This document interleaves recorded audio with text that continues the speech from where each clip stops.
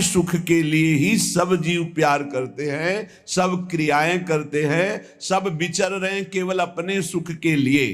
नावा अरे जायाई कामाय जाया प्रिया भवती, आत्मनस्तु कामाय जाया प्रिया भवती।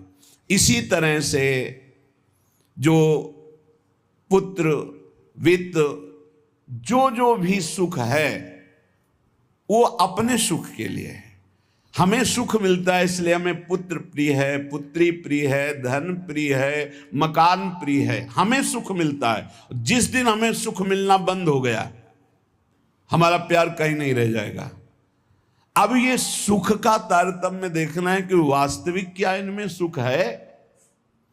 देखो यहां कह रहे हैं नावा अरे पत्यु कामाय पति प्रियो भवति। पति प्रिय नहीं है, पति से कामना की पूर्ति होती इसलिए प्रिय है।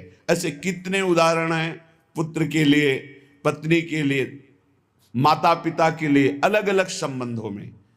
हमारा शास्त्र कहता है हम केवल सुख से प्यार करते हैं, सुख से, अपने सुख से। अगर हमको दुख का संबंध दिखाई देने लगे तो सब संबंध छोड़ दें। और सुख है नहीं, केवल सुख की छाया में फंसा करके ये माया हमें बांधे हुए है। जिसे तुम सुख समझते हो ये सुख नहीं, सुख की छाया है, समझ पड़ती नहीं, ये गिरधर की माया है। जैसे किसी व्यक्ति की छाया को पकड़ने चलो कभी पकड़ में नहीं आएगा क्योंकि वो व्यक्ति की छाया है। तो ये सुख की छाया सी दिखाई देती मृत्यु लोक में या ब्रह्मा के द्वारा रचे हुए अन्य लोकों में। सुख तो सुख सिंधु भगवान के नाम रूप लीला धाम में है। इस सुख का तारतम्य वर्णन करते हुए कहते हैं कि सबसे बड़ा सुख जो आनंद सिंधु सुख राशि सीकर तय त्रैलोक सुपासी। सीकर कहते हैं एक बूंद जैसे ऐसे मारो उसमें जो छोटे कण निकलते हैं उसे सीकर कहते हैं। आनंद समुद्र भगवान के एक बिंदु के, एक सीकर के सुख से पूरा त्रिभुवन सुपास, पूरा त्रिभुवन सुखी हो रहा है। जो सुख का आभास भी मिल रहा है वो सच्चिदानंद भगवान है, इसलिए सुख का आभास मिल रहा है। शास्त्र कहता है यदि आनंद की प्राप्ति करनी तो आनंदो ब्रह्मेति व्यजानात् आनंदाद्धेव खल्विमानि भूतानि जायन्ते आनंदेन जातानि जीवन्ति आनंदम प्रयन्त्यभि संविशन्ति। वेद कहता है आनंद से ही हमारी उत्पत्ति हुई है। हम आनंद सिंधु भगवान के अंश हैं, इसलिए सहज सुख राशि, चेतन अमल सहज सुख राशि। आनंद ब्रह्म है, उसी आनंद ब्रह्म से हमारी उत्पत्ति हुई, अर्थात हम उसके अंश हैं। हमारा स्वरूप भी आनंद स्वरूप ही है और आनंद की ही हम खोज कर रहे हैं। आनंद के लिए ही हम कर्म कर रहे हैं, आनंद के लिए ही हमारा जीवन है। पर हम आनंद में प्रविष्ट होना नहीं जाने कि आनंद है कौन सा। हम समझते हैं शरीर में आनंद है, पुरुष शरीर में, स्त्री शरीर में, अमुक धन में, अमुक भोग में, अमुक क्रिया में। आज तक किसी को आनंद नहीं, ग्लानि और पश्चाताप प्राप्त हुआ। आनंदम ब्रह्मणो विद्वान न बिभेति कुतश्चन आनंदो ब्रह्मेति वजानात्। जो परमात्मा है, योगी जन जिसे परमात्मा कहते, ज्ञानी जन जिसे ब्रह्म कहते हैं, भक्त जन जिन्हें भगवान कहते हैं, प्रेमी जन जिन्हें लाडले कहते हैं, वो आनंद स्वरूप हैं, वो सुख समुद्र हैं।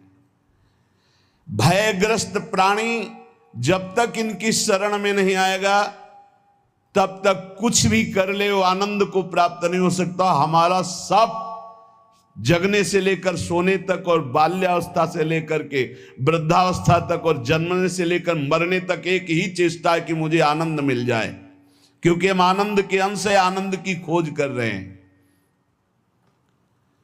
यदि तत् सुकृतम रसो वैशः रसम हृवायम लब्ध्वानंदी भवतु। वो परमात्मा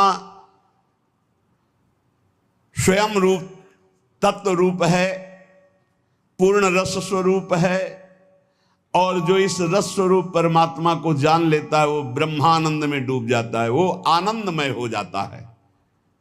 हम आनंद की खोज कर रहे हैं भोगों में, वो वेद शास्त्र पुराण ऋषि मुनि क्या कह रहे हैं कि आनंद स्वरूप परमात्मा है, और जो उस परमात्मा रस स्वरूप परमात्मा का अनुभव कर लेता है, जान लेता है, वही आनंद को प्राप्त होता है।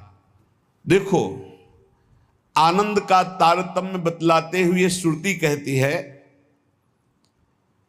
इस मृत्यु लोक में युवावस्था हो, जवान शरीर हो, श्रेष्ठ आचरण हो, वैदिक सिद्धांतों को जानने वाला हो, अपने इंद्रियों के शासन में कुशल हो, सफल कर्मण्यता हो, शरीर में कोई रोग न हो, बड़ा सुंदर हो, बलवान हो, खूब सुदृढ़ शरीर हो, धन संपत्ति हो, मनमानी भोगानंद प्राप्त करने के लिए सुंदर हर वस्तु उसके पास हो, सुंदर स्त्री, वैभव, हर सब कुछ, इसे कहते हैं एक मानुषानंद मृत्यु लोक का।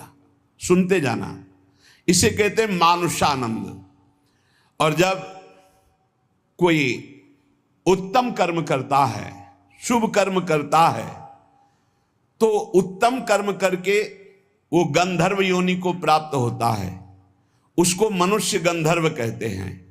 इस मनुष्य गंधर्व को मानुषानंद से 100 गुना बढ़कर आनंद प्राप्त होता है। मानुषानंद समझा? वैदिक सिद्धांत को जानने वाला, युवावस्था, सुंदर शरीर, रोग रहित और अपार धन संपत्ति, सुंदरियां, सब सुख मृत्यु लोक का। कोई सुख ऐसा नहीं कि इसके पास ना हो, उसे कहते हैं मानुषानंद। उस मानुषानंद से उत्तम कर्म करके जो गंधर्व योनि को प्राप्त हुआ, उसे मनुष्य गंधर्व कहते हैं। उस मानुष गंधर्व को मानुषानंद से 100 गुना बढ़कर सुख मिलता है, मानुष गंधर्व को। और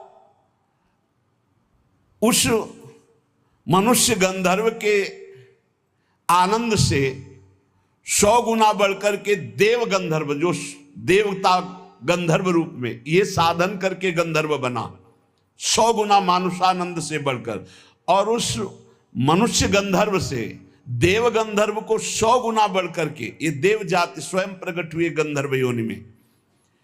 इस आनंद का 100 गुना आनंद बढ़ करके पितृलोक में जो वास करते हैं, पितरों को, उनसे 100 गुना आनंद जो स्मृति शास्त्रोक्त कर्मों का आचरण करके, यज्ञ आदि करके उसके फलस्वरूप देवता बने, उन्हें अजानज देवता कहते हैं।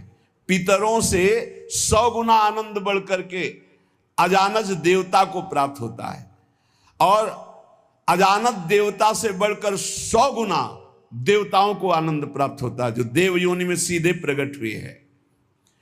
इनका 100 गुना आनंद बढ़ करके वसु को प्राप्त होता है। देवताओं से भी 100 गुना बढ़कर आनंद वसु को, वसु से भी 100 गुना आदित्यों को, नित्य देवता, इनसे आदित्यों से 100 गुना बढ़कर के आनंद इंद्र का।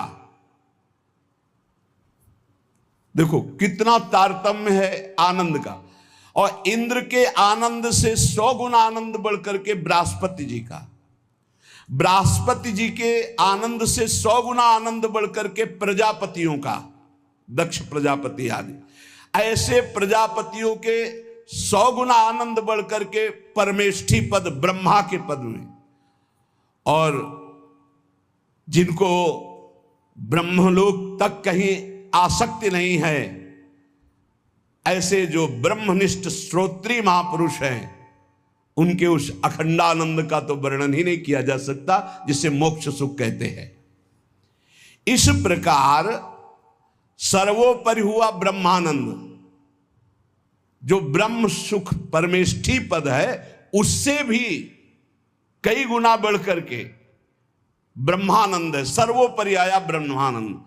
अब कह रहे हैं, ध्यान से सुनना, ब्रह्मानंदो भवेद देशो चेत परार्ध गुणी कृतः नैति भक्त सुखाम बोधई परमाणु तुलामपि।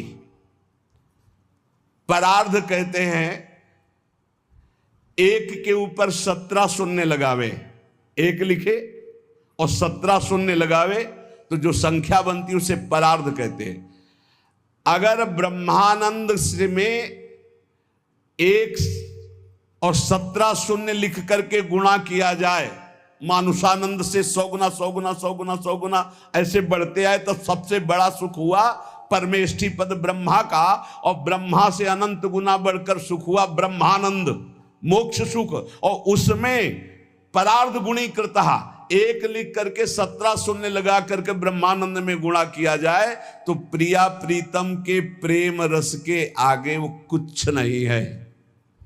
कह रहे हैं परमाणु तुला में, परमाणु बहुत छोटी वस्तु होती, प्रिया प्रीतम के प्रेम भक्ति के आगे जो सुख मिलता है, उस सुख के आगे ब्रह्मानंद में एक लिखकर 17 शून्य लगाकर परार्ध का गुणा किया जाए तो जो संख्या आएगी वो प्रेम रस के आगे कुछ नहीं, परमाणु के समान भी नहीं। इतना अपार सुख प्रिया प्रीतम के प्रेम में है। हम प्रिया प्रीतम के प्रेम के उपासक मानुषानंद में ही फेल हो रहे हैं। गंधर्वानंद, अजानज देवता, फिर देवता वसु आदित्य, फिर देवराज इंद्र, बृहस्पति, प्रजापति, ब्रह्मा का सुख, और फिर ब्रह्मानंद, और फिर ब्रह्मानंद से भी परार्ध गुणीकृता, ये प्रिया प्रीतम का प्रेम वो परमाणु तुल्य भी नहीं है। ऐसे प्रिया प्रीतम के भजन के लिए, प्रेम के लिए हम मानुष सुख में अपना भजन छोड़ देते हैं। हमारी क्या स्थिति है?